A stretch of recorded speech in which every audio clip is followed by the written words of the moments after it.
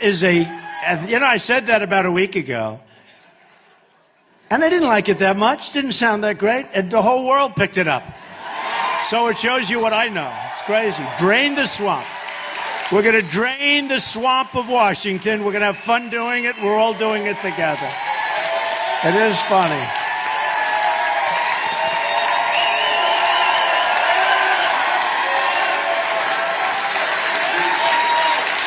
Funny how things like that happen. Welcome back, ladies and gentlemen. Welcome back to the Corbett Report. I'm your host, James Corbett of CorbettReport.com, coming to you, as always, from the sunny climes of Western Japan, here on the 3rd day of February 2017. Welcome to episode 314 of the Corbett Report podcast, How Trump Filled the Swamp. And oh yes, we can still hear it ringing in our ears like it was just yesterday, the campaign promises by then candidate for president, Donald Trump, to drain the swamp. Drain the swamp. Yes, well, it certainly sounds like a good idea, and anyone who, for example, was listening to episode 312 of this podcast, Obama, A Legacy of Ashes, will know just how desperately that swamp is in need of a good draining. But people who were watching that or listening to that particular episode of the podcast will hopefully have gleaned another very important insight that we can take away from the Obama disaster, which is that it was not Barack Hussein Obama as an individual that was responsible individually for all of the ridiculous nonsense that went on during the Obama era.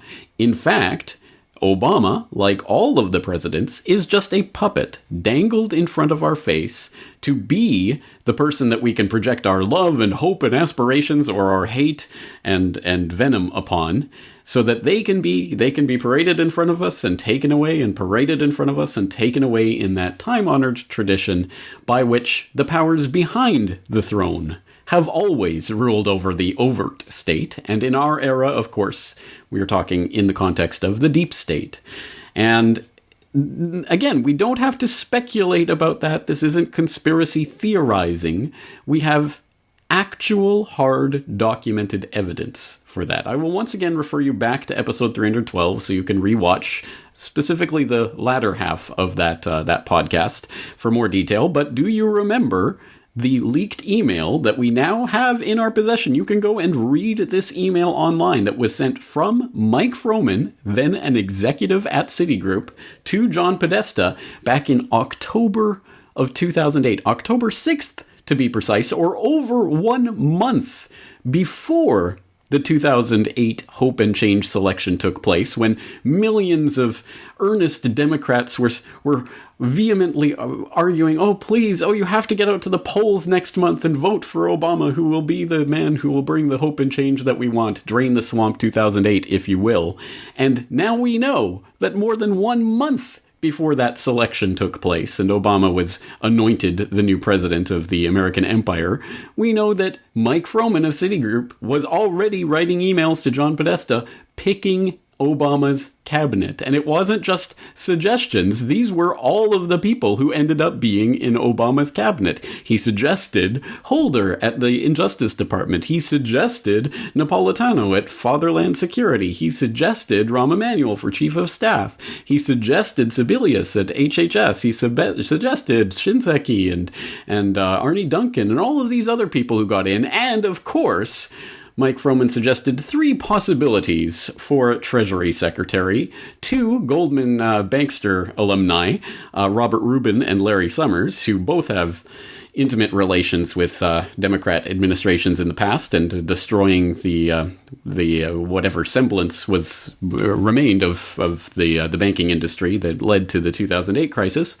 And the other selection that he offered the incoming administration before it was even voted in was Timothy Geithner. And of course, we know that ultimately the Obama administration appointed Timothy Geithner, the ex-head of the New York Federal Reserve, as Treasury Secretary. So, again, entire cabinet, front to back, top to bottom, picked in advance. Now, we don't have the leaked emails from the Trump campaign to know what conversations were taking place in the lead up to the selection of Trump as puppet-in-chief of the United States.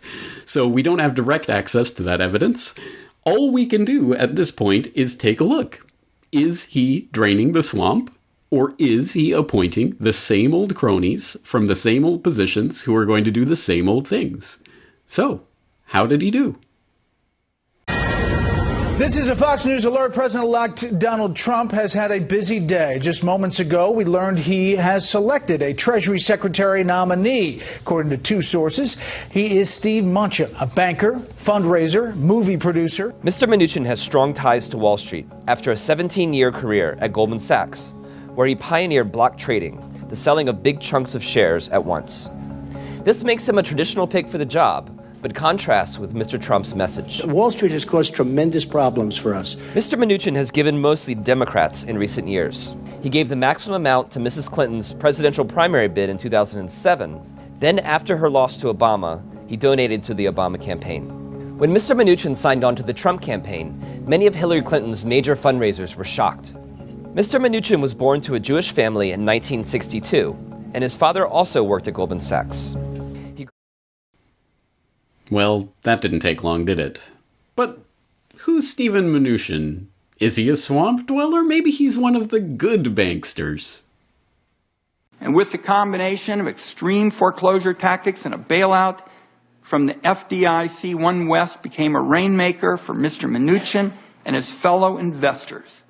At precisely the same time the foreclosure machine was running, One West funds were poured into glamorous investments in Hollywood. In 2012, One West struck an agreement to loan hundreds of millions of dollars to a movie studio called Relativity Media. In 2014, while he was CEO of One West's holding company, Mr. Mnuchin bought his own stake in Relativity. He took a seat in the boardroom, was appointed co-chairman. He even bought a private jet with Relativity's co-founder. But the company quickly tanked. One West pulled out $50 million, emptying several Relativity accounts, including one earmarked for guild expenses that expanded wages for contractors and tradesmen. Mr. Mnuchin bailed out just before the studio declared bankruptcy. There have been press reports that the FBI has denied a Freedom of Information Act request concerning Relativity Media on the ground that disclosure is likely to interfere with a pending law enforcement proceeding. I have read the FBI background report on Mr. Mnuchin, and I saw no discussion of any such enforcement action in the report. That may be entirely appropriate. Mr. Chairman, I want to continue to work with you to find out what the enforcement proceeding cited in the Freedom of Information Act denial is and how it relates to the nominee, if it does at all. For Mr. Mnuchin, Relativity Media's failure wasn't a lot of a setback, considering the profits that One West foreclosure machine was still pulling in. The purchase price of the bank was less than $1.6 billion. After 5 years of foreclosures and profits, it sold for $3.4 billion to CIT Group. Now, outside One West and Relativity, Mnuchin spent years as a director of the holding company for Sears, obviously an iconic American brand. He served on the committee that watchdogged the Employee Pension Fund. The record shows that that plan was routinely mismanaged and underfunded. Retirees saw their pensions cut, losing a monthly health care stipend that was enough to offset roughly a third of the premiums the seniors pay for Medicare Part B. Sears also shuttered hundreds of stores nationwide over the last few years and recently announced another round of closures. Once again, showing a truly impressive capacity to advantage himself while others fell behind, Mr. Mnuchin joined a small group of investors that spun off the company's real estate into a separate trust. It was arguably the most valuable asset Sears had left. So as retirees watched their pensions shrink and Sears' remaining workers worry about an uncertain future, this small number of powerful individuals made out just fine. Yeah. No. Swamp Dweller. Yes, it gets even more ludicrous, outrageous, outraging than that. The more you look into Mnuchin and his history, he is everything that the erstwhile Trump supporters and erstwhile swamp drainers would be railing against if it were not for their savior from on high, Donald Trump, having nominated him. Not only was he, of course, a Goldman Sachs banker, as has been noted, but also before that, you might have noticed he was a Yaley. Guess what he was tapped into during his time at Yale? That's right, Skull and Bones. A Skull and Bones Yaley who worked as a Goldman Sachs banker, and then guess where he went from there? Oh, it gets even worse. Reading from an article posted by Michael Krieger to libertyblitzkrieg.com on November 30th of last year, he's quoting a Wall Street Journal article that notes that in 2002, Mr. Mnuchin left Goldman and later was hired to run a credit fund set up by billionaire George Soros. In 2004, Mr. Mnuchin and two former Goldman colleagues founded hedge fund Dune Capital Management LP with financial backing from Mr. Soros. Dune soon expanded into the entertainment business, striking a film financing deal with a unit of 21st Century Fox, blah, blah, blah. And then it goes on to talk about his founding of what would go on to be called One West Bank during his management, or his takeover of what was formerly IndyMac. That's a whole saga into itself. I'll put some links in the show notes if you want to explore that saga and some of the really shady dealings that went on. But I trust that clip of that exchange during his confirmation hearings in the Senate with Senator Wyden at least gives you a window into some of the ridiculous, shady practices that went on under Mnuchin's tenure at places like One West. What can you say? This is the swamp. This is the representation of the swamp. Goldman, Soros, Skull and Bones bankers are the swamp itself. And now yet another insider has been tapped to head the Treasury Department.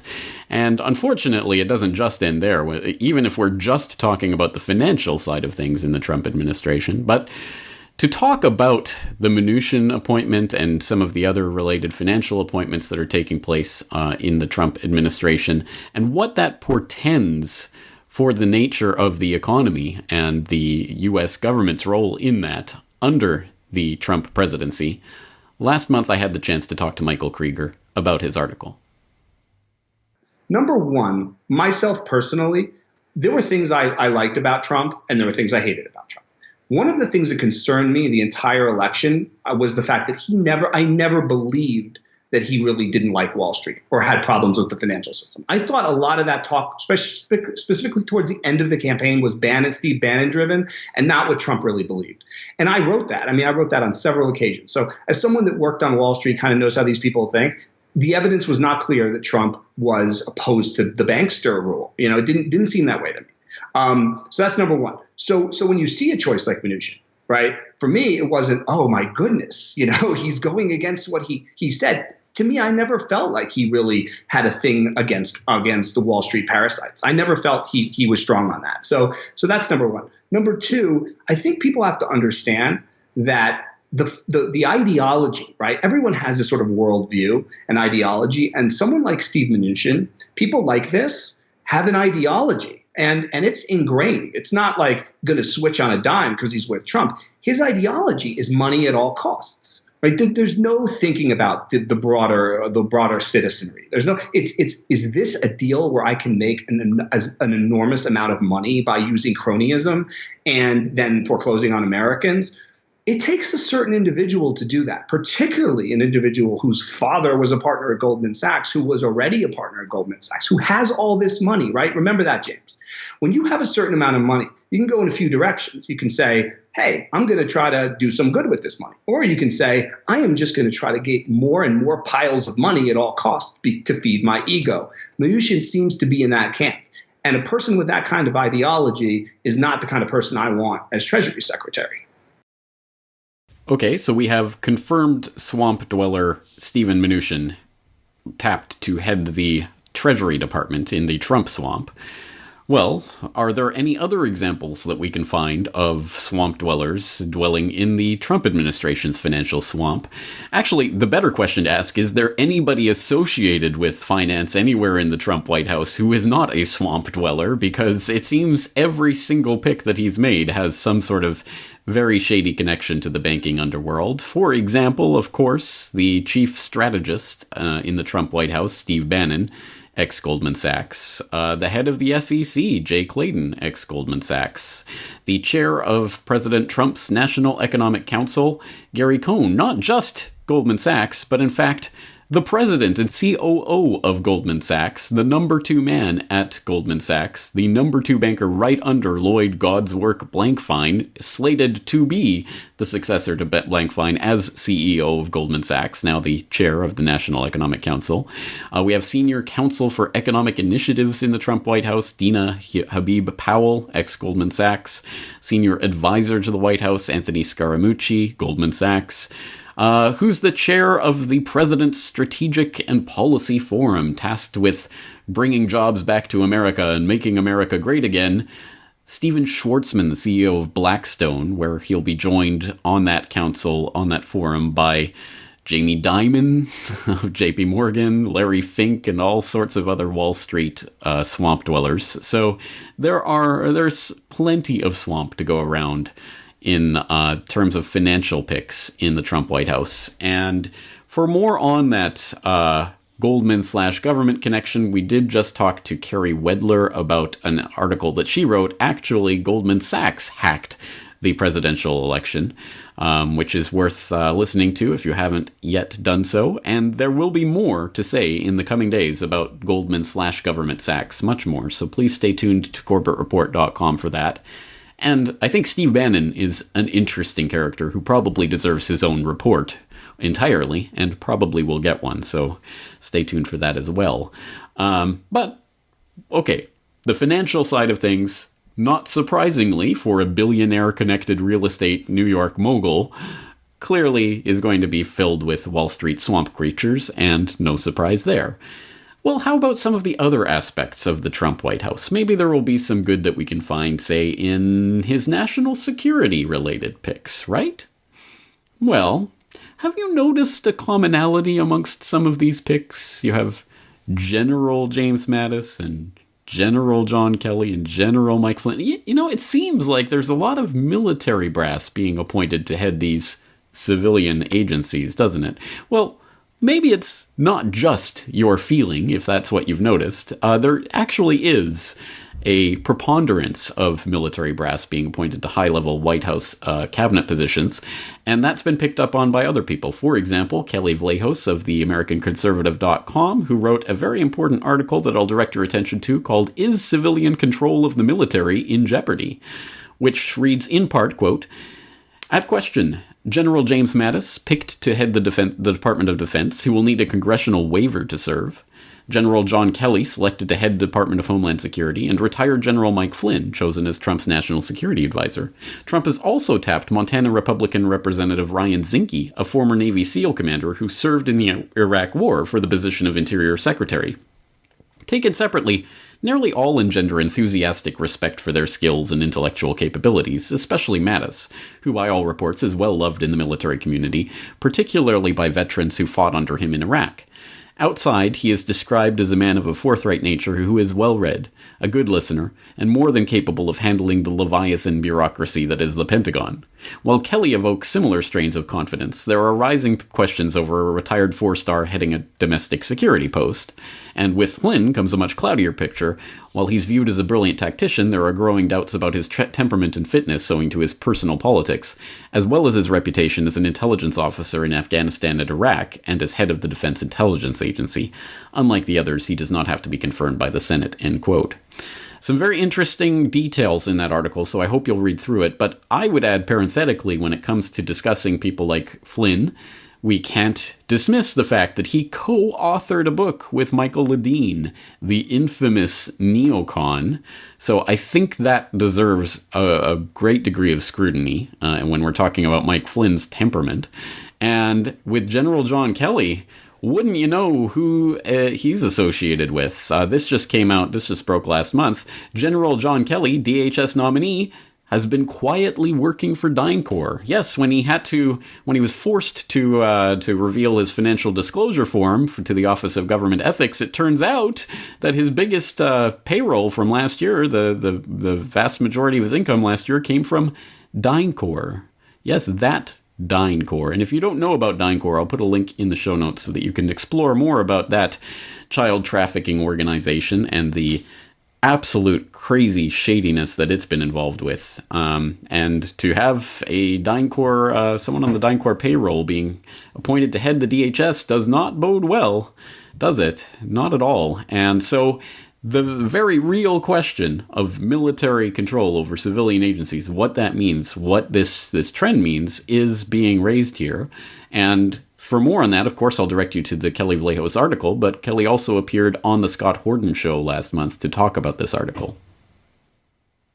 Very happy to have you here and to talk about these important subjects.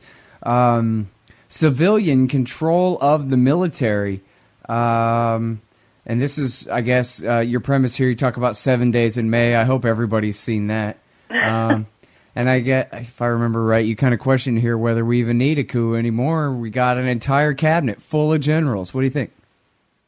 Well, I think there are arguments on both sides of the issue. I've talked to people who are not, readily Clinton supporters or Democrats or progressives or even anti-war advocates at all, who are still concerned with the number of generals that Trump has, they're not generals, but retired generals who have retired recently. The number of them who he's tapped, since since he won the election. Their concern is that when you're reaching out to only military people, they're only looking at problems and solutions through a military lens, and with military training, you have your mission. The mission is to either to win, subdue, or kill. And whereas maybe outside that civilian or the military scope, civilians are more trained in negotiation and different strategies for building alliances and just resolving problems. So their concern was, on a number of levels, that ideological level and also a constitutional level.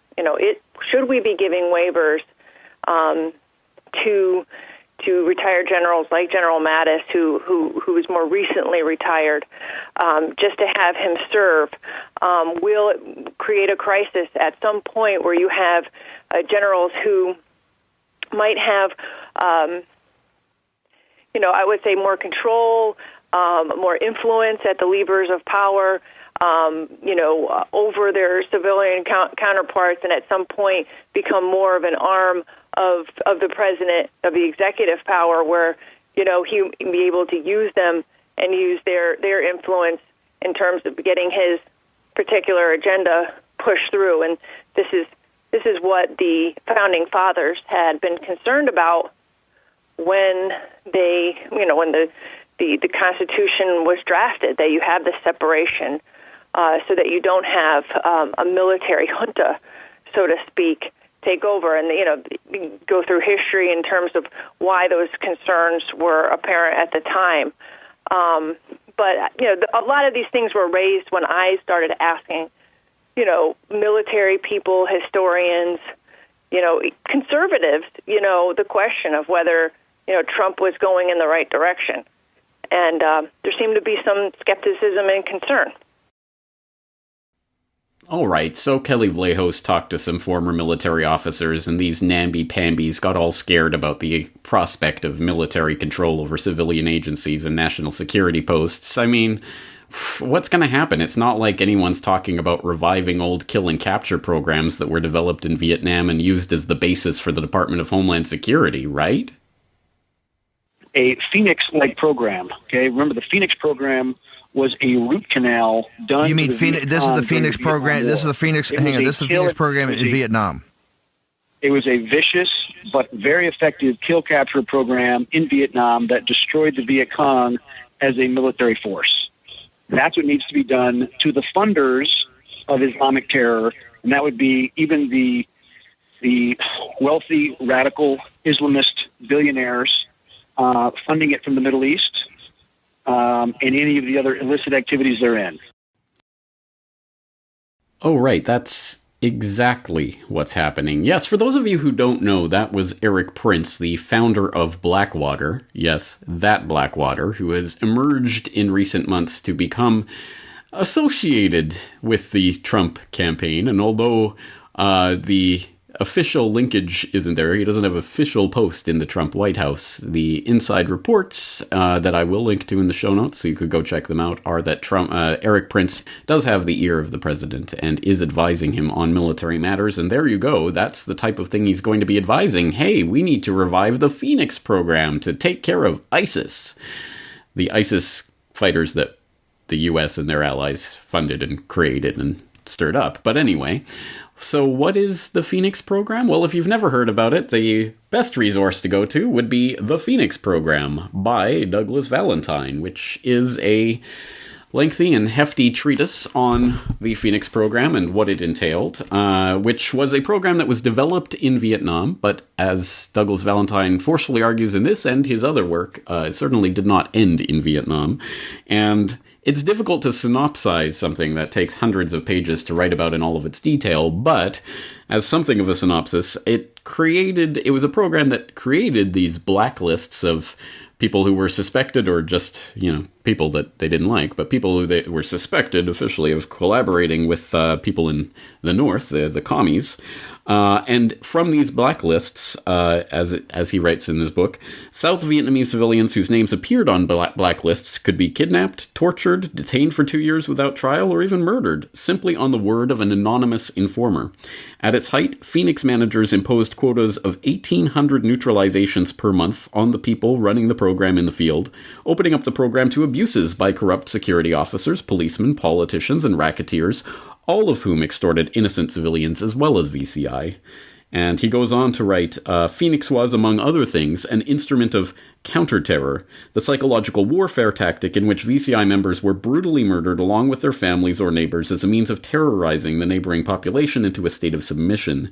Such horrendous acts were, for propaganda purposes, often made to look as if they had been committed by the enemy. So, yes, committing false flag terror to blame on the enemy as part of a psychological operation aimed at whoever you decide is your enemy this week, well, that sounds like par for the course for the national security establishment. So Erik Prince, who has the ear of the president, talking about reviving the Phoenix program should be scary enough, if it were not for the fact that I alluded to earlier that the Phoenix program eventually did go on to be one of the founding ideas and the template upon which the Department of Homeland Security and its fusion centers were based. Yes, it continues to get more and more horrifying, and the idea of openly talking about revivifying the program is worrying, because of course it's been going on and been being used for all of this intervening time, but now they're openly coming out and saying, hey Americans, guess what, we're going to start reviving the Phoenix program and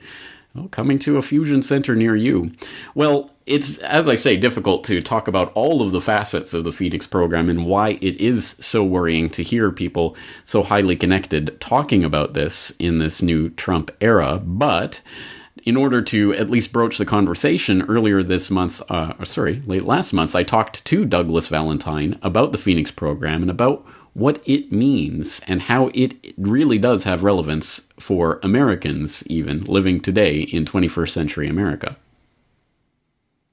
The Phoenix program emerged from the South Vietnam as from the Vietnam War as sort of the silver line. It had been so perfected there that it became a model for not just the CIA, but the military got with it, and Congress and all the Department of Justice, our ruling political elite saw that this Phoenix methodology was the way the empire would police the world.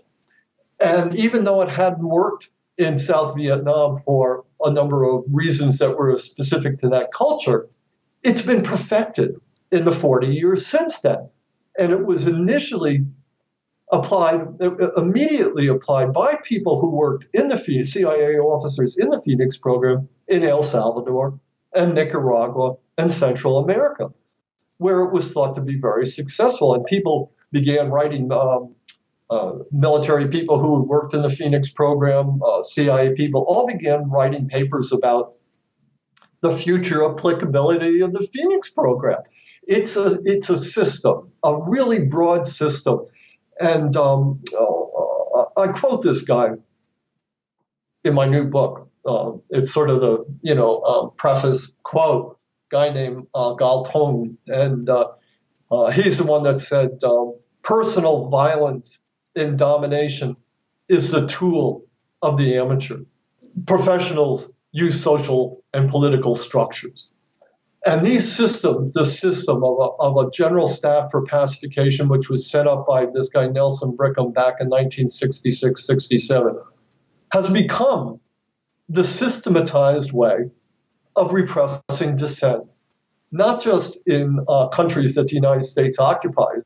I mean, the Phoenix people ended up in Iraq. Phoenix people ended up in Afghanistan. They're spread all around the world. The CIA has applied this Phoenix intelligence operations and coordinating model. It's actually integrated in how it's actually itself structured. They created, the CIA back 2 years ago, created 10 of these Phoenix type centers, which it now has spread around the world. And not only that, the Department of Homeland Security has set up what's called fusion centers here in the United States. Again, one in each state.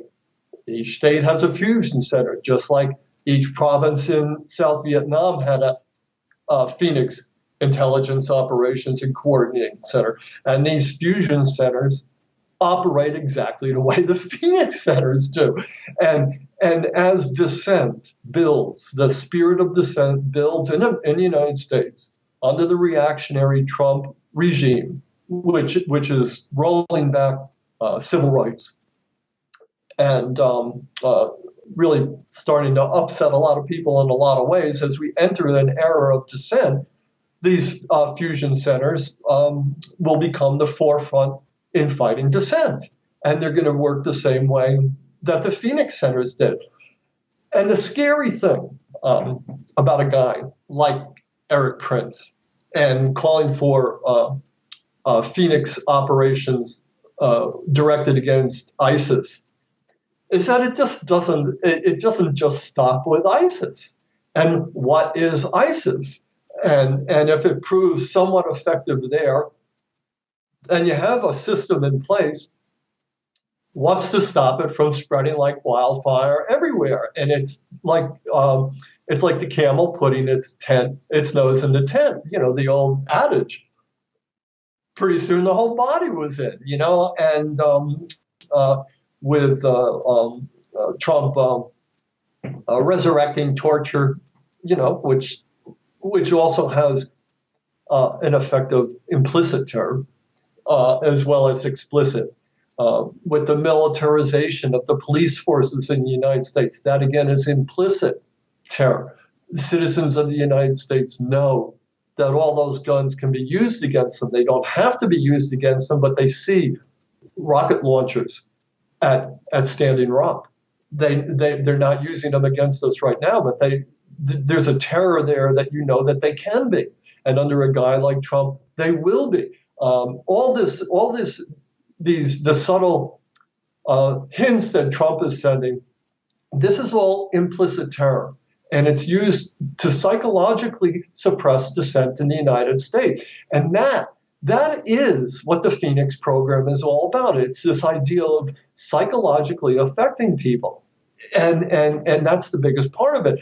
But the scary thing with a guy like Prince and him, it's no mistake that he entered the news and that the Trump administration allowed it to leak that he is, advising them, and that he's looking forward to to instituting this kind of a Phoenix program worldwide.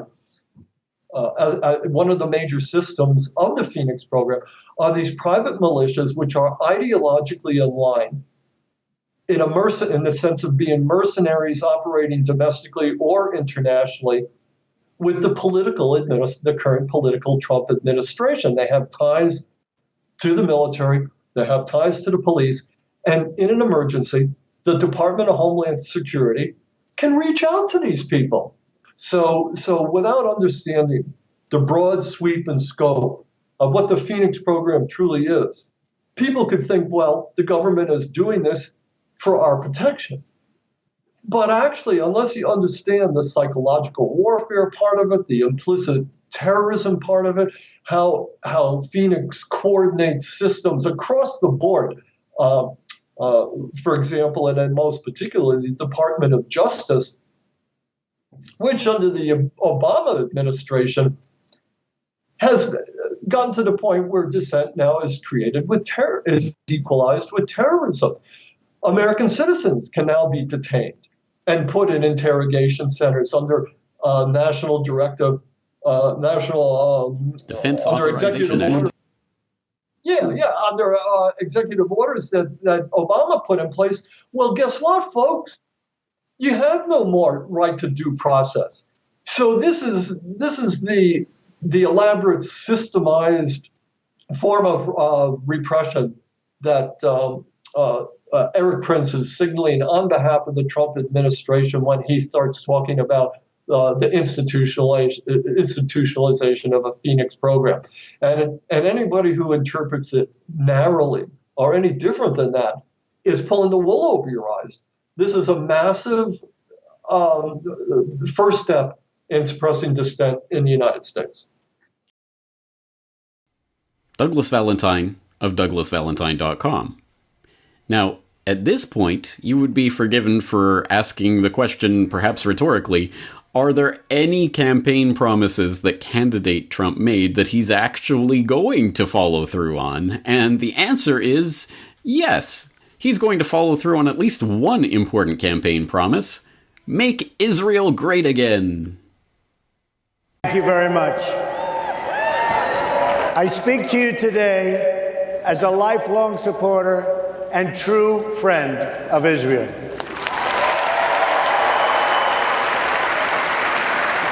I'm a newcomer to politics, but not to backing the Jewish state. In 2001, weeks after the attacks on New York City and on Washington, and frankly, the attacks on all of us, attacks that they were perpetrated by the Islamic fundamentalists, Mayor Rudy Giuliani visited Israel to show solidarity with terror victims. I sent my plane because I backed the mission for Israel 100%. My name is Donald Trump, and I'm a big fan of Israel. And frankly, a strong prime minister is a strong Israel. And you truly have a great prime minister. In Benjamin Netanyahu, there's nobody like him. He's a winner. He's highly respected. He's highly thought of by all. Palestinian leaders have slammed the U.S. Republican presidential candidate for saying that he will recognize Jerusalem Al-Quds as, quote, Israel's undivided capital if elected. The Palestinian Foreign Ministry issued a statement criticizing Donald Trump as well as his Democratic rival Hillary Clinton for overly favoring the Israelis at the expense of Palestinians. Meanwhile, the Secretary General of the Palestine Liberation Organization, Saeb Erekat, added that Trump's statements showed disregard for international law. In a meeting with the Israeli Prime Minister on Sunday, Trump pledged to recognize Israel's claim over East Jerusalem Al-Quds if he is elected. Well, as I say, that is one part of candidate Trump's rhetoric that we know he's going to follow through on based on the choices that he's already made. For example, of course, his appointment of David Friedman, bankruptcy lawyer, to be the next ambassador to Israel. And you don't have to go very far. You don't even have to stretch out into the crazy conspiracy realm. You can take it from pretty mainstream sources just how out there David Friedman is on anything approaching the Israeli issue. For example, this article was posted up on informationclearinghouse.info last month. Trump's ambassador makes Netanyahu look like a J Street lefty. Quote, by Israeli standards, Donald Trump's designated ambassador to Israel, David Friedman, is an extreme right-winger. Friedman has expressed opinions that are considered radical even in today's more right-wing Israel. He opposes a two-state solution, supports settlements, and advocates annexation, has denigrated President Obama as an anti-Semite, questioned the citizenship of Israeli Arabs, compared J Street to Holocaust-era capos, and so on. It's good he'll be coming with diplomatic immunity. For some of his articles and statements, Friedman could get arrested by the Israeli police on suspicion of incitement. Friedman's appointment would seem to confirm Bennett's initial jubilation following Trump's election. This is not an ambassador that a rational U.S. administration would send if it had any plans whatsoever to advance the peace process. This is an ambassador who will please evangelicals, delight Jewish settlers, and bring pleasure to Land of Israel zealots far and wide. In many ways, Friedman will seem like a turbocharged Ron Dermer, courting the extreme right in his host country while shunning all the rest. It will upset many Israelis, including possibly Netanyahu himself.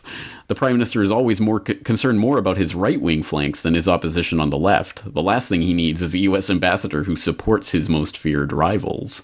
End quote. An interesting take, and again, you can read through the rest of that article for more on it, but perhaps one of the most blatant and worrying things is Friedman's musing of moving the U.S. embassy to Jerusalem and claiming Jerusalem is all Israel's, no Palestine involved there. So not just upsetting the balance of the whatever tenuous status quo has existed, but completely trying to tip the table over and basically exterminate Palestine and Palestinian people from the map.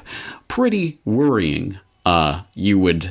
You would not be forgiven for believing, but it gets even worse because it's not just his ambassador appointment, it's also the person that he's going to appoint to head the Israeli settler / the Israel-Palestine peace process, Jason Greenblatt, again, who seems to have no qualifications for this position other than being a real estate lawyer who's represented Donald Trump's business and the Trump organization since 1997, so...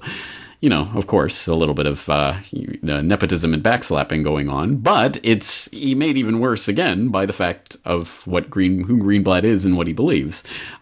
Taking this from Mondo Weiss, which had this article up in December, Greenblatt is another staunchly pro-Israel voice joining the president-elect's administration, and according to the Forward, may be the first leading advisor on Israel to a U.S. president that's done guard duty at a Jewish settlement in the occupied West Bank while armed with an M16 assault weapon.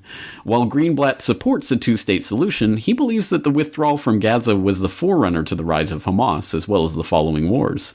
The real estate attorney who will become America's leading man on Israel once studied at a religious school in the West Bank settlement of Alon Shuvat, and is the author of a tourist guide on family holidays in Israel. And again, as Forward points out, like all students at the yeshiva, he did occasional armed guard duty in the West Bank. So a man who was carrying an M16 and is now apparently the man who's going to be in charge of the peace process and deciding how the settlement issue should be decided. Well, again, we know which side of this issue Trump is on, and his appointments bear that out in spades. So consider that, I suppose, a promise made and kept. Well, there you go.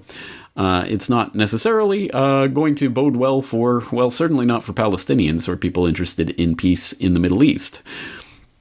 But is there any bright ray of hope we can find? Maybe we can turn to the Injustice Department. I mean, surely anything will be better than the Holder era, where, of course, no banksters were prosecuted. Well, okay, so no banksters will be prosecuted under Trump either, but what about just justice in general? Maybe someone can be appointed to flip all of this police state craziness that's been brought in by Bush and hyped up under Obama. Maybe someone can finally put the brakes on it, like Jeff Sessions as Attorney General. What do we know about Jeff Sessions. Well, let's turn to an important article that I will direct your attention to. It was posted up on activistpost.com last month by Derek Brose. It's called President Trump's Attorney General Will Continue the Surveillance State. And in this article, which is well documented, I hope you'll go through it and read through it, Brose outlines Sessions' proclivity for the war on drugs and his advocacy of the surveillance state, including the stingrays, the cell phone simulators that the police are using more and more these days. He talks about Sessions' proposed war on encryption, and also his proclivity to go after whistleblowers and journalists by calling them leakers of unlawful information. Unlawful information. Scary words to be bandied about by an attorney general, but there you go. So, as you will have noticed, just earlier this week, I had the chance to talk to Derek Brose about Jeff Sessions as attorney general. Let's back up for a second and go over some of these points. So, for example, on encryption, there's a post up on EFF.org, Attorney General nominee Sessions backs crypto backdoors, which notes that in the written response to the question submitted by Senator Leahy to Sessions for his confirmation, Leahy asks the question, do you agree with NSA Director Rogers, Secretary of Defense Carter, and other national security experts that strong encryption helps protect this country from cyber attack and is beneficial to the American people's digital security? I mean, it's a meaningless question, but it's a no-brainer. Yes, I agree, would be the answer. However, the answer that Sessions gives is, encryption serves many valuable and important purposes. It is also critical, however, that national security and criminal investigators be able to overcome encryption under lawful authority when necessary to the furtherance of national security and criminal investigations. Now, those words coming from the newly confirmed Attorney General should send shivers down the spine of anyone who's listening to this conversation, but for the heart of thinking, can you spell out what is so bad about giving the government backdoor to encryption technologies? Absolutely. So first off, you really got to listen to what he said. I think he said at least 2, maybe 3 times in there, national security, which has been the catch-all phrase that's been used. The Obama administration, the Bush administration, the Clinton administration, the Bush administration, go back. National security is the excuse for nearly everything, in the same way that 9/11 is the 24/7 excuse for everything. They say that whenever they want to do something, and they're trying to, I believe, invoke this this feeling in the public, oh, it's national interest. Well, I'm a part of this nation. I'm a part of this community. I'm a part of the government. This is me, right? So it's for my security. I should, let them do this. And especially to those who are supporting Trump, who seem to have taken up more of a nationalist kind of outlook. And I know that some people are taking this outlook because they're like, well, nationalism is better than globalism. But that sort of appeal to nationalism or to the nation state is a very easy, as we're seeing, emotional heartstring to tug and to pull and to play people with. So all you have to do is really get them to identify and feel like, oh, this is going to be good for your country, for America, make America great again. And they're willing to go along with it. So I feel like this appeal to national security is probably a part of that.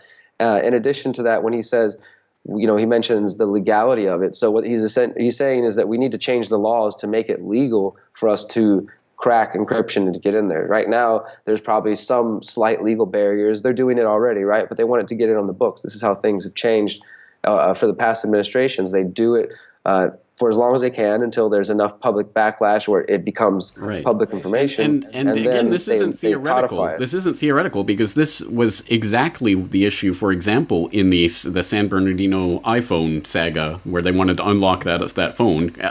What did they find in there? Oh, right. Nothing of import that ever got reported. But there was this whole legal saga about it. Can the government force Apple to unlock that phone? Yeah. And at the time, what did candidate Trump said? He said, quote, to think that Apple won't allow us to get into that cell phone. Who do they think they are? No, we have to open it up.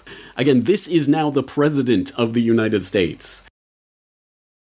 Yeah, absolutely. That should be a red flag and tell people that this is not somebody who's supporting freedom. And the interesting aspect of that, you think that, okay, Trump is a businessman. Would he really be okay if the government came to him and said, hey, we need you to open up Trump Towers and show us something in there? Like, no, he would be fighting them the entire way, and his supporters would cheer him on. They'd be, yeah, Trump's taking on the government. But now if it's reversed and he says, hey, you know what, we need to be able to get in there, and the Apple thing, the iPhone, it set a precedent now. Now the FBI has been able to get into people's phones, so they have a point to reference to say, well, we did it before, and they let us do it then. So that's how these things happen. They get away with it for as long as they can, then they bring it to your attention, and then they get the public to support it, and then they codify it into law. Well, they stopped right at the doorstep of codifying that into law because they found another way in. They found a company that would help them break into the iPhone, so they didn't have to force Apple to do it. But they were on the precipice of setting that legal precedent, and now we know that Trump and his attorney general would be more than happy to set that legal precedent when and if it comes up again. And of course, the whole point of this is even if Sessions and Trump and everyone in the administration is a total angel sent from heaven to look after the public and their interests, the point is if you create back doors for the government, well, guess what? Any criminal can find those back doors as well. It is purposefully weakening the security of the systems. It is insanity. Derek Brose of theconsciousresistance.com. All right.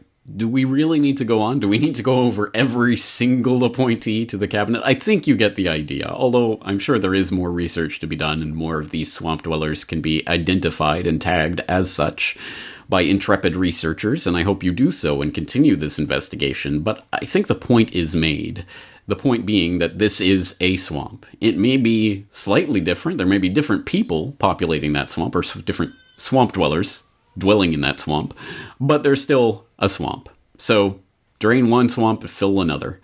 If you understand this premise, there are some reasons not for optimism. I don't know if that's quite the right word, but at least reasons why this isn't the end of the world. Because let's go back to our initial understanding, the one that we came to long ago, many presidencies ago, but that we could point, for example, in the Obama era and say, look, he was just a puppet master for his puppeteers who were telling him to fill the swamp this way or that, and maybe we'll find in a few years or a few decades or whenever it eventually comes out who was telling Trump to fill his swamp with what people, or maybe it never will. Maybe this really is Trump deciding to fill his swamp with these swamp creatures, which, you know, maybe that's true. Trump has dwelled in the swamp of the New York business world as a billionaire for decades. I'm sure he just hangs out with the swamp, so it's not surprising that he would want to surround himself with swamp dwellers.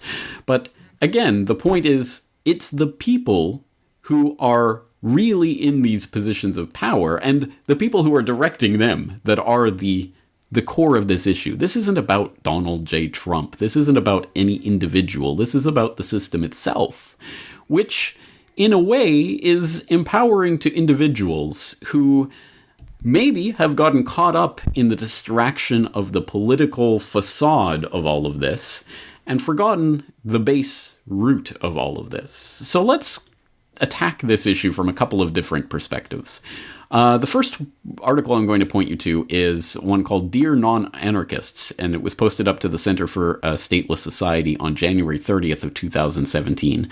In the context of this recent executive order about terrorist entry, the Muslim ban so-called, whatever you think about that executive order, it's not important. This article is talking about the way it was implemented and the way that DHS officials and police officers were enforcing this executive order despite court bans and despite what was going on, despite all the court orders that were coming down, saying you'll have to ask Mr. Trump, when in their blind obedience to fulfill whatever orders they had been told to fulfill. Very worrying, no matter what your perspective is on any given executive order. People who are just blindly following orders, even in contravention to the checks and balances of the court, is quite worrying. So in that context, the C4SS just put out this article, Dear Non-Anarchists, which reads in part, quote, "Power is built on force. And while the crude measure of the Second Amendment at least recognizes this, the self-disarmament of liberals and the ideological capture of many armed libertarians by white identity politics and authoritarian national collectivism have together opened a window that Bannon is exploiting. You allowed an institution of incredible power to be formed and to grow, and those at its helm have finally realized They don't need to obey the rules or the norms you tacked onto it. They may yet be proven wrong in this instance. The variables may yet come out against them. But at this point, it's clearly a matter of chance. Please remember this. If you want real checks and balances, then abolish positions of power like the presidency and dissolve centralized organizations with monopolistic control over means of violence. Instead of 3 branches of government in the US, why not 300 million? Each of us individually taking responsibility for holding others in check, distributedly collaborating in ever vigilance to stop the emergence of thugs, cops, and warlords politicians. We might yet get through this crisis in some form or another, and despite this brief bit of "we told you so," lecturing anarchists have your back in any substantive resistance you wish to undertake against tyranny, but please learn some lessons from this situation. End quote. Now, again, I think, regardless of the context, this is absolutely the core of the issue. Again, we can look at the swamp and figure out, oh, it's the same old swamp creatures, but that isn't the end of the story. The story is, it's a swamp because that's what it is. That's what the White House is. That's what these positions of power are. They are swamps, and they are going to be populated by swamp dwellers. It will never be different. You will never elect someone who will not fill that swamp with anything other than swamp water and swamp dwellers. So stop trying. And how do you do that? Let's take a look at another post. This one was tweeted out by Tony Cartalucci of Land Destroyer Report, who we've mentioned on this program many times. He has a very simple post that I think is very important, so let's read it. It's called "Politics Hasn't and Will Never Solve This. What will?" Politics hasn't and will never solve this. What will? Take the organic agriculture movement, for example. Organic agriculture has put Big Ag against the wall because people are simply withdrawing from the system and buying from their community, growing for their community, and in some cases, not paying taxes or following the criminal laws and regulations used to keep people from starting their own businesses and escaping out from under the establishment's monopolies. Yes, there are protests and campaigns to educate people, but primarily there are people making organic agriculture accessible to regular people. Building communities doing real, physical work, business up around organic, and drawing people into this tangible, practical movement. Take that, apply it to every other industry and aspect the system currently dominates at every opportunity, and that will change things. Politics is what people do when they have no real solution to any given problem, which is why politicians are famous for talking, but doing nothing. End quote. Well, doing things, but not doing anything of substance. Nothing that helps you or me. Just things that get political football points or get the political football further down the field. Well, the end zone is tyranny, and we're moving there yard by yard. And no matter which team is moving the ball, it's moving it towards the same end zone. So, that is the political game that they want you to play. And the only way to win that game is not to play it. Is not to invest your time, your energy, or your identity focused on the swamp. Don't expect anything but swamp dwellers to exist in the swamp. What we have to do is start creating non-swamp space, or reclaiming the swamp space, making it into our own. And I think Tony Cartalucci has gestured at one very specific example there that we've talked about on this program before. For example, in our solutions episode on guerrilla gardening. But there are many, many other examples. I invite you to type the word solutions into the search bar of CorbettReport.com and look at the different ways that individuals working together in communities can act in ways that impact your life directly without having to go to some savior on high to save you from the swamp creatures who are dwelling in the swamp that you give all your time, energy, attention, and money to. That's the real problem, and I think that's the real way to divert ourselves from this endless roller coaster they have us on of Bush, Obama, Trump, whoever's next. It's the same thing because all they are puppets for the puppet masters who are filling the swamp exactly as they've been told. Trump is no different. Well, that's a lot to leave things on, but it's an important point to make, especially at this juncture, before people get sucked into the political football game and get too far down the field, because we don't have a lot of time left in that game. On that note, I'm going to leave you there for now, but there are plenty of resources in the show notes. Please do check them out. I'm James Corbett of CorbettReport.com. Looking forward to talking to you again real soon. The Corbett Report is brought to you by you. Your support makes the Corbett Report possible. Sign up for the subscriber newsletter or purchase a DVD at CorbettReport.com/support.